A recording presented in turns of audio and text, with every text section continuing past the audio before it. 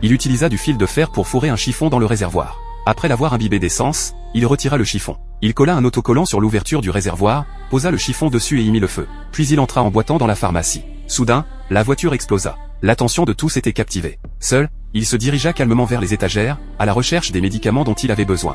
Puis il retourna à l'hôtel et retira ses bottes, déjà trempées de sang. Le médicament qu'il avait pris était pour sa blessure par balle au pied. Sa grave blessure avait été causée par une caisse remplie d'argent dans la nature. Un matin, un chasseur s'était aventuré par hasard sur ce territoire illégal. Les impacts de balles dans la voiture témoignaient de l'intensité des combats de la nuit précédente. Ce à quoi il ne s'attendait pas, c'est qu'il y avait encore quelqu'un en vie. Voyant l'homme immobile, Jacques prit sa mitraillette et fouilla les lieux à la recherche d'objets trouvés précédemment, espérant améliorer le sort de sa famille démunie. Cependant, il ne trouva qu'un tas de marchandises dans un pick-up.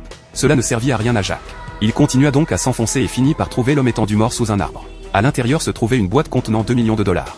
Après avoir reçu les dollars, Jacques renvoya immédiatement sa femme chez elle, sachant que quelqu'un convoiterait les 2 millions. Comme il s'y attendait, l'assassin engagé par le riche, Mike, arriva. Lorsqu'il entra dans le magasin pour acheter l'arme du crime, le propriétaire, après quelques bêtises, Mike demanda au patron de tirer à pile ou face. S'il se trompait, il mourrait, s'il ne se trompait pas, il mourrait aussi. Heureusement, le patron eut raison et Mike lui épargna la vie. Puis Mike se dirigea lentement vers la porte de Jacques. De ses mains habiles, il l'ouvrit d'un seul coup. Cependant, à ce moment-là, Jacques avait déjà trouvé une cachette. Mike avait trouvé le localisateur dans la boîte la nuit et avait trouvé la chambre de Mike. Il força la porte comme d'habitude, mais découvrit que ce n'était pas Mike à l'intérieur. Il tira gracieusement le rideau, et en un instant, du sang coula sur le rideau. Où était passé Jacques?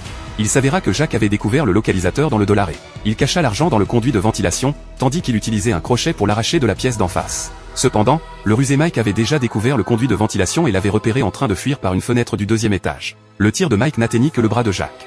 Désespéré, Jacques aperçut soudain une voiture qui approchait. Il y monta facilement et tenta de faire partir le conducteur. Cependant, ce dernier fut emporté par les débris. Jacques n'eut d'autre choix que de conduire lui-même, mais il percuta rapidement la voiture à côté de lui. Jacques ne paniquait pas. Il se cacha derrière une voiture voisine, rechargeant calmement son chargeur et se préparant à riposter.